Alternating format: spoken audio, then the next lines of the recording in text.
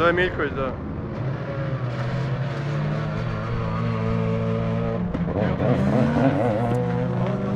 Da.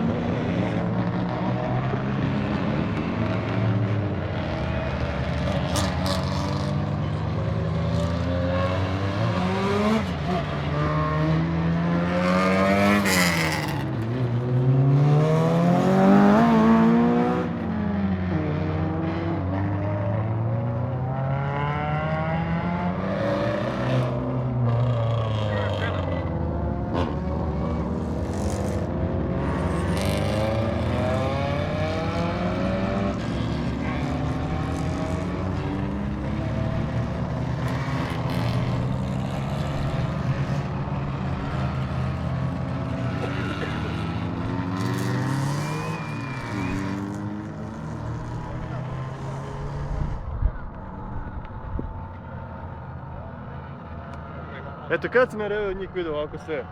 Da ti, ono... Sad možemo kući.